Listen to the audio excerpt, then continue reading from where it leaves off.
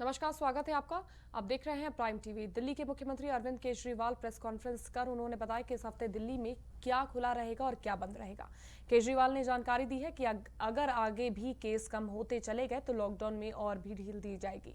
दिल्ली के मुख्यमंत्री अरविंद केजरीवाल कोविड-19 के मामले कम होने के मद्देनजर अगले हफ्ते से लॉकडाउन में और छूट दी गई है। सीएम केजरीवाल ने ऐलान किया है कि 7 जून से ऑड इवन की तर्ज पर दुकानें और मॉल खोले जाएंगे। केजरीवाल ने ऐलान किया कि 50% क्षमता के साथ मेट्रो शुरू की जाएगी।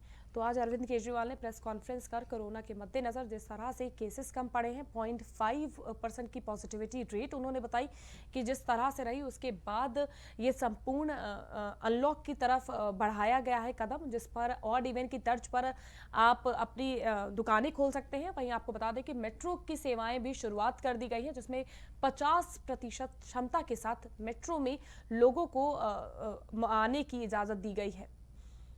तो वहीं इस खबर पर इस वक्त हमारे साथ हमारे संवाददाता मार्तन जुड़ चुके हैं ज्यादा जानकारी देने के लिए। मार्तन, मैं आपसे जानना चाहूंगी इसके अलावा और क्या कुछ आज प्रेस कॉन्फ्रेंस के जरिए अरविंद केजरीवाल ने ऐलान किया है। जी देखिए, बिल्कुल कोरोना के जिस तरीके से दिल्ली में मामले लगातार कम हो रहे थे, उसके मद्देनजर 400 के नीचे जो है आंकड़ा आ चुका है, जिसको 0.5% के आसपास माना जा सकता है। उसके मद्देनजर अरविंद केजरीवाल ने खुद प्रेस कॉन्फ्रेंस की और जनता को बताया कि किन चीजों में रियायत दी जा रही है। जो भी दुकानें हैं और मॉल हैं, वो ऑड इवन के आधार पर खुलेंगे, यानी कि उन जो अपने नंबर के हिसाब से खुलेंगे वो लोग, कुछ दिन ऑड नंबर पर खुलेंगे, कुछ दिन ऑफ इवन नंबर की दुकानें खुलेंगी। साथ ही साथ मेट्रो जो है अपनी 50% क्षमता के साथ शुरू की जा रही है। हालांकि अगर बात की जाए पिछले हफ्ते की, तो पिछले हफ्ते में भी जो इसेंशियल सर्विसेज में आने वाली दो कैटेगरी को रियायत दी गई थी, जिसमें कंस्ट्रक्शन वर्क और फैक्ट्रियों को चालू किया गया था। तो अरविंद केजरीवाल का सीधे तौर पर आज जो प्रेस कॉन्फ्रेंस था, उस प्रेस कॉन्फ्रेंस के माध्यम से उनका कहना था कि जीवन के साथ साथ लोगों की जो है अर्थव्यवस्था भी जरूरी है, और दिल्ली में जिस तरीके से आंकड़े कम हो रहे हैं, उसके मद्देनजर अब जो ये सेक्टर्स हैं, ऑफिस खोले जा रहे हैं, जो सरकारी ऑफिस रहेंगे उसमें जो ए कैटेगरी के अधिकारी हैं वो 100% अधिकारी जो है काम करेंगे। वहीं उसके अलावा जो बी और सी कैटेगरी के जो कर्मचारी हैं वो 50% के आसपास रहेंगे।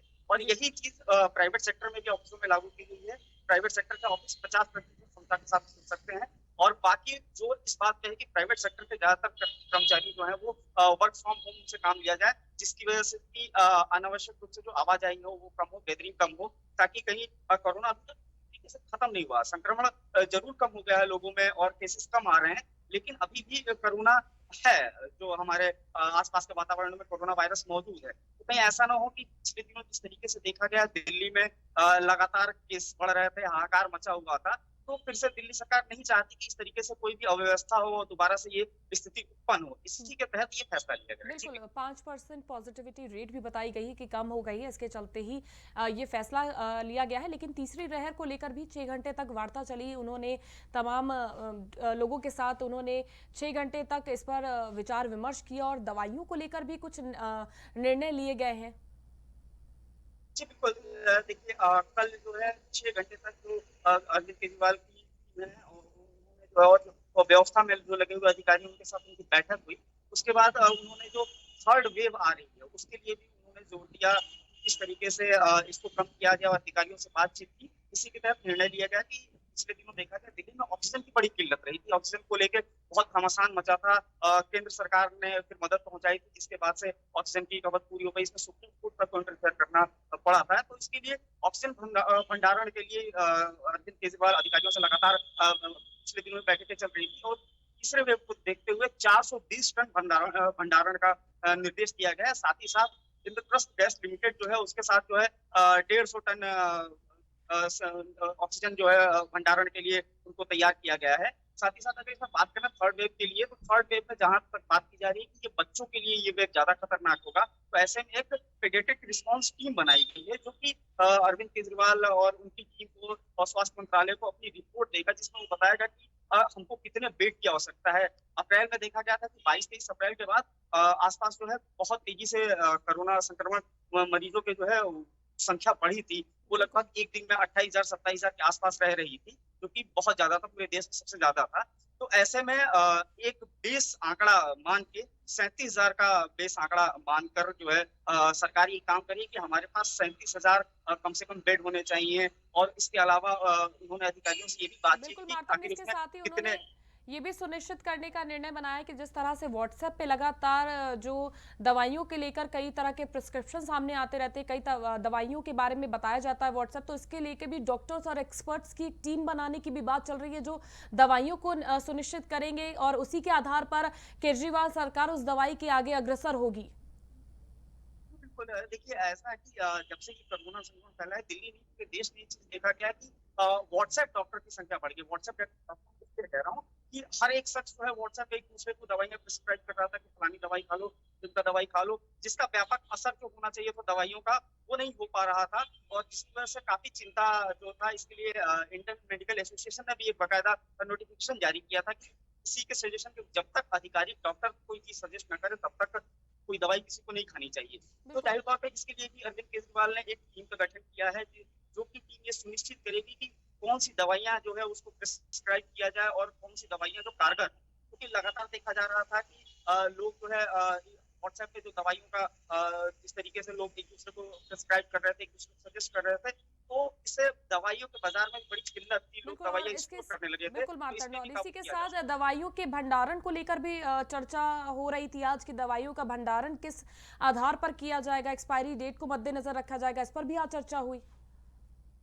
जी, जी, बिल्कुल एक्सपायरी डेट के मद्देनज़र दवाइयाँ जो है वो कम से कम जो जो भी दवाइयाँ होती हैं, जो रिस्पॉन्स की दवाइयाँ होती हैं, उनमें हमेशा उनको देखा गया है कि उनमें एक्सपायरी डेट जो होती है, उनका ड्यूरेशन बहुत कम होता है। 2 साल, 3 साल का होता है, तो इसके मद्देनज़र भी चर्चा हुई कि दवाइयों को उपलब्ध करा पाएँ, कि इन दवाइयों का हम भंडारण कर पाएँ, जिसकी वजह से ये दिक्कतें ना आ पाएँ कि जब हमको उसकी ज़रूरत हो तो वो कहीं उनकी एक्सपायरी डेट खत्म ना हो गई हो। इस तरीके की भी बातें सामने आई उस बैठक में, और ये निर्णय लिया गया कि एक पूरी टीम बनेगी जो जिसमें मेडिकल स्पेशलिस्ट रहेंगे, केमिस्ट रहेंगे, जो कि ये सुनिश्चित करेंगे कि किन दवाइयों को हमको रखना है और किन दवाइयों को लोगों को वितरित करना है। बिल्कुल मार्तंड, इसके साथ ही कोरोना संक्रमण को परखने के लिए कि कौन सा संक्रमण इस वक्त कितना घातक है और कौन सा वेरिएंट प्रभावित कर रहा है, इसको लेकर भी 2 जीनोम सीक्वेंसिंग लैब बनवाने की भी बात की जा रही है। ये कौन कौन हॉस्पिटल में बनने वाली है, इसकी कोई जानकारी प्राप्त हो पा रही है? जी, अभी जो बैठक है, अभी बैठकों का दौर चल रहा है, क्योंकि थर्ड वेव जो एक्सपेक्टेड है थर्ड वेव का, वो अक्टूबर के आसपास माना जा रहा है। उससे पहले जो है दिल्ली सरकार पूरी तरीके से ये सुनिश्चित करना चाहती है कि जिस तरीके से सेकेंड वेव में अचानक से हाहाकार मच गया था और अव्यवस्थाएं फैल गई थी, ऐसा न हो। इसके लिए अस्पताल चिन्हित किए जा रहे हैं और उन अस्पतालों में बाकायदा लैब बनाई जाएगी, और उसके लिए जो है अधिकारी लगाए गए हैं, और अधिकारी जो है इस चीज पे अभी विचार विमर्श कर रहे हैं। बहुत जल्दी इसके ऊपर भी निर्णय लिया जाएगा कि इन अस्पतालों में ये 2 लैब खुली जाएंगी। जी, तो शुक्रिया मार्तंड हमारे साथ जुड़ने के लिए और तमाम जानकारी साझा करने के लिए। तो मैं आपको बता दूं कि 2 जीनोम सीक्वेंसिंग लैब बनाने की भी चर्चा हो रही है। सीएम अरविंद केजरीवाल के द्वारा जो एलएनजेपी हॉस्पिटल में एक बनेगी और दूसरी बनेगी आईसीबीएस हॉस्पिटल में, जिसको लेकर संक्रमण क्या कौन सा इस वक्त दिल्ली को प्रभावित कर रहा है उसको लेकर चर्चा की जाएगी। साथ ही साथ आज प्रेस कॉन्फ्रेंस में उन्होंने इस बात पर भी चर्चा की कि जो व्हाट्सएप पर डॉक्टर्स का ग्रुप या व्हाट्सएप पे जो हर कोई डॉक्टर बनकर दवाइयों का प्रिस्क्रिप्शन देने लग जाता है, उसको लेकर भी एक डॉक्टर्स की टीम बनाई जाएगी, जिसके बाद अगर वो डॉक्टर्स ही प्रिस्क्राइब करते हैं, अगर वो बोलते हैं कि ये दवाई सही है कोरोना के खिलाफ जंग जीतने में, तभी उस दवाई का लोगों को बताया जाएगा। उसके बिना अगर वो दवाई मना कर देती कि नहीं ये दवाई सही नहीं है, तो उसे आगे लोगों तक नहीं पहुंचाया जाएगा। साथ ही साथ भंडारण को लेकर भी चर्चाएं तेज हो रही हैं। जो कोरोना के खिलाफ दवाई सबसे कारगर होगी उसका भंडारण भी सीएम अरविंद केजरीवाल की सरकार करेगी, और साथ ही साथ इसको भी देखा जाएगा कि एक्सपायरी डेट को मद्देनजर रखते ही इस भंडारण को किया जाएगा। तो इन तमाम चीजों को लेकर आज अरविंद केजरीवाल ने चर्चा की, और कोरोना की तीसरी लहर से बच सके उसको लेकर भी तमाम जरूरी कदम अभी से उठाए जाने लग गए हैं। वहीं बढ़ते हैं आगे। कोरोना संक्रमण के चलते उत्तर प्रदेश में 15 जून तक अंतर्राज्यीय बसों की आवाजाही पर रोक बढ़ा दी गई है। इन बसों से रोज करीब 15,000 से अधिक यात्री सफर करते हैं। बता दें कि यूपी में बढ़ते कोरोना संक्रमण को देखते हुए पिछले दिनों सीएम योगी आदित्यनाथ ने दूसरे राज्यों को जाने वाली बस सेवा पर रोक लगा दी थी। मुख्यमंत्री योगी आदित्यनाथ ने निर्देश दिया था कि आवागमन न्यूनतम हो, इसके लिए अंतर्राज्यीय बस सेवा को तत्काल स्थगित कर दिया जाए। अब उत्तर प्रदेश राज्य सड़क परिवहन निगम की बसों का संचालन केवल प्रदेश के अंदर ही किया जाए। तो बता दें, उत्तर प्रदेश राज्य सड़क परिवहन निगम की बसों का संचालन केवल उत्तर प्रदेश में ही किया जाएगा। अंतर्राज्यीय बसों पर रोक लगा दी है, जिस वजह से जो पलायन करके लोग आते हैं या जो बाहरी लोग प्रवेश करते हैं उत्तर प्रदेश में, उस पर थोड़ी कमी दर्ज की जाएगी। जिस तरह से अंतर्राज्यीय बसों पर रोक लगाई गई है। तो बसों का संचालन सड़क परिवहन निगम की बसों का संचालन पर सिर्फ प्रदेश में ही होगी, इस बात को सुनिश्चित किया गया है। मुख्यमंत्री योगी आदित्यनाथ ने निर्देश दिया है कि आवागमन न्यूनतम हो सके, इसके लिए अंतर्राज्यीय बसों को तत्काल स्थगित कर दिया जाए, जिससे कोरोना की जो रफ्तार धीमी पड़ी है उसको बढ़ावा ना मिल सके और जो कोरोना की चेन तोड़ने की लगातार जद्दोजहद चल रही है उस पर हम कारगर हो सके। तो उसको लेकर एक बड़ा फैसला आज टीम 9 की बैठक के बाद लिया गया है, जिसमें आवागमन न्यूनतम हो सके इसके लिए अंतर्राज्यीय बस सेवा को तत्काल स्थगित कर दिया गया है।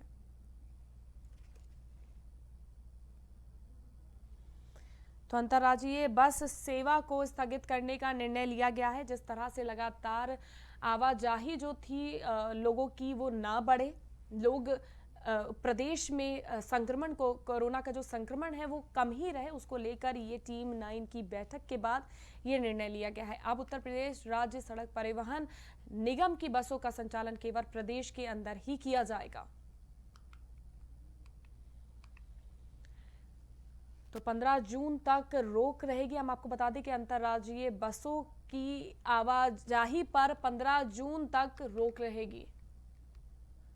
तो वहीं इस खबर पर एक बार फिर हमारे साथ ज्यादा जानकारी देने के लिए मार्तंड जुड़ चुके हैं। मार्तंड, मैं आपसे जानना चाहूंगी, 15 जून तक अंतर्राज्यीय बसों पर आवाजाही पर रोक लगाई है। जी बिल्कुल, देखिए योगी आदित्यनाथ ने पिछले दिनों जो बसें एक राज्य से दूसरे राज्य में उत्तर प्रदेश से जो संचालित होती हैं उनके ऊपर रोक लगाने का निर्देश दिया था। इसके पीछे वजह ये थी कि कोरोना संक्रमण जो है वो लगातार कम तो हो रहा है लेकिन अभी खत्म नहीं हुआ है और जो बसें हैं, बसों में सबसे ज्यादा नागरिक सफर करते हैं। माना जाए तो उत्तर प्रदेश से लगभग 700 बसें प्रतिदिन जो है राजस्थान, हिमाचल प्रदेश, बिहार, मध्य प्रदेश और आसपास के राज्यों में संचालित होती हैं, जिसमें लगभग 15,000 के आसपास यात्री प्रतिदिन यात्रा करते हैं। तो ऐसे में योगी आदित्यनाथ ने ये निर्देश दिया कि अंतर्राज्यीय बसों को अभी न चलाया जाए, क्योंकि कोरोना अगर धीरे धीरे कम हो तो रहा है लेकिन अभी संक्रमण पूरी तरीके से खत्म नहीं हुआ है। तो ये संक्रमण दोबारा ना फैले आमजन में और लोगों के बीच में। और स्थिति जिस पिछले दिनों जिस तरीके से देखा कि उत्तर प्रदेश में कोरोना के मामले लगातार बढ़ रहे थे और भयावह स्थिति एक उत्पन्न हो गई थी, अस्पतालों में अव्यवस्थाएं हो गई थी, तो वो स्थिति दोबारा ना उत्पन्न हो इसके लिए ये फैसला लिया गया है। इसमें जो जनपदीय बसें हैं उनका संचालन हो रहा है कोविड प्रोटोकॉल के साथ, लेकिन जो अंतर्राज्यीय बस सेवाएं हैं उसको जो है रोकने का अभी निर्देश दिया गया। 15 जून के बाद फिर दोबारा इसके जो कोविड रिस्पॉन्स टीम है, योगी आदित्यनाथ इसको टीम 9 कहते हैं हम लोग, वो टीम 9 फिर बैठेगी। बैठक में निर्णय लिया जाएगा कि उसके बाद आगे की क्या इसमें और क्या किया जा सकता है और किस तरीके से इसका संचालन। बिल्कुल मार्तन, अगर कोरोना के मद्देनजर हम देखें तो ये फैसला बिल्कुल ही सही दर्जे में आएगा, लेकिन जो 15,000 से अधिक यात्री रोज आए दिन इस बसों से सफर करते थे उनके लिए भी तो मुश्किलें खड़ी हो गई होंगी। किस तरह की मुश्किलें उनको भी सामने आएंगी उनकी, क्योंकि वो उनकी आवाजाही पर रोक लग जाएगा बसों के बंद होने से। देखिए, एक जिस तरीके से इस समय पूरे देश में ही संकट, कोरोना का संकट है, उत्तर प्रदेश भी उससे छूटा नहीं रहा था। उत्तर प्रदेश इस बार जो सेकेंड वेव थी उसमें सबसे ज्यादा प्रभावित राज्यों में से एक था उत्तर प्रदेश। तो ऐसे में पहले जान उसके बाद दूसरी चीजें हो सकती हैं। अगर आप सलामत रहेंगे उसी के बाद आप जीविका जो अपना जीवन उपार्जन की जो चीजें हैं उसके लिए आप जो है कहीं जा पाएंगे, आ पाएंगे। तो इसको सबसे पहले जो जान की हिफाजत करना जो है वो जरूरी है ऐसे में। तो इसके लिए इस चीज को दृष्टि में रख के ये निर्णय लिया गया है। तो ऐसे में परेशानी तो जरूर खड़ी होगी, व्यापार के लेकिन सिलसिले में जो आवाजाही करते हैं उनके लिए अगर अनलॉक हो रहा है और जिस तरह से परिस्थितियां संभल रही हैं तो उनके लिए भी तो कहीं ना कहीं मुश्किल बन जाएगी ना। जी बिल्कुल, स्थितियां जो है जिस तरीके से अभी वर्तमान स्थिति है, ऑफिसेस खोल दिए गए हैं, जैसे हमने देखा दिल्ली में भी प्राइवेट ऑफिस खोल दिए गए हैं और उत्तर प्रदेश की काफी जनसंख्या जो है वो दिल्ली में रोजगार के लिए जाती है और वहाँ पे उनको रोजगार मिलता है। और दिल्ली से बसें भी संचालित होती हैं, लगभग प्रत्येक जिले से उत्तर प्रदेश के दिल्ली के लिए बसें संचालित होती हैं। तो ऐसे में जो ऑफिस खोल दिए हैं, अगर मानिए उनको अगर ऑफिस जाना हो तो ऐसा उनके सामने मुश्किल खड़ी होगी। लेकिन इस चीज को दूसरे तरीके से भी समझा जा सकता है कि जो संकट जो चल रहा है इस समय, कोरोना संकट जो चल रहा है उसमें कहीं ना कहीं तो सख्ती करनी पड़ेगी, नहीं तो फिर से वही भीड़ एक साथ इकट्ठी होगी। मातन की कोरोना के अगर मद्देनजर देखें तो ये फैसला बेहद ही अहम माना जा रहा है। बहुत जरूरत इस फैसले को लेकर बहुत जरूरी हो गया है कि हाँ ये सही फैसला है, लेकिन उन तमाम जो अपने कार्य के लिए बाहर जाते हैं उनके लिए मुश्किलें भी खड़ी हो रही है, तो उसके लिए भी विकल्प निकालने की भी जरूरत बन जाती है फिर ऐसे टाइम पर।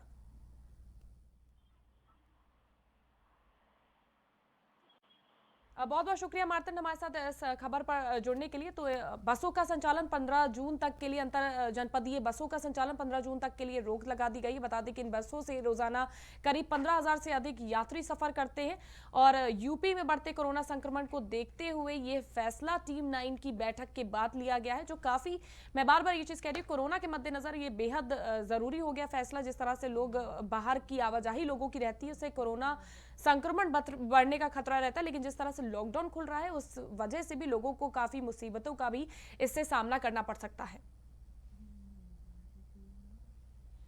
तो फिलहाल के लिए बस इतना ही। फिर हाजिर होंगे देश और दुनिया की तमाम खास खबरों के साथ। तब तक के लिए आप स्वस्थ रहिए, सतर्क रहिए और देखते रहिए प्राइम टीवी।